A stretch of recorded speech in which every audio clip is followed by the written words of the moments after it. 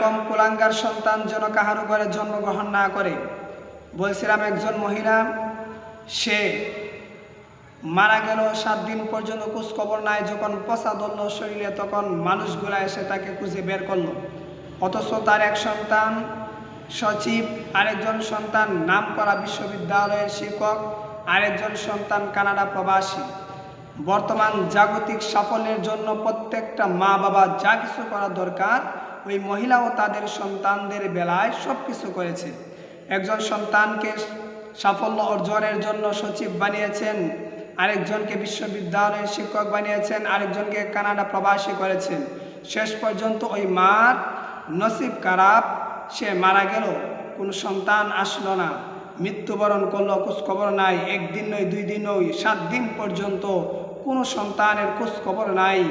অথচ তার শরীরে পছন্দ ধরতে লাগলো। যেই সাফল্য মানুষকে মা বাবার দায়িত্ববোধ থেকে দূরে রাখে, এরকম সাফল্য আমাদের কোনো দরকার নাই। যেই সাফল্য মানুষকে শেষ বয়সে এসে মা বাবার নিকট একটু বসা, মা বাবার সাথে একটু আলাপ করা, মা বাবার সাথে একটু সময় দেওয়া, এই সুযোগ দেয় না, এরকম সাফল্য আমাদের দুনিয়াতে দরকার নাই।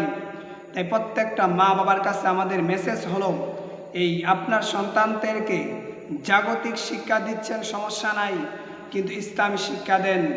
যেই মা বাবা তাদের সন্তানদেরকে সাফল্য অর্জনের জন্য মেহনত পরিশ্রম করে আর দিন শিক্ষার জন্য পরিশ্রম করে না, দুনিয়াতেই তারা বুক করে যায়।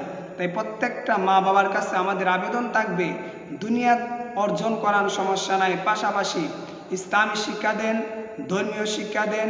দিন শিক্ষা যদি আপনি দিতে পারেন, তাহলে দেখবেন আপনার সন্তান কোনো দিন অমানুষ হবে না।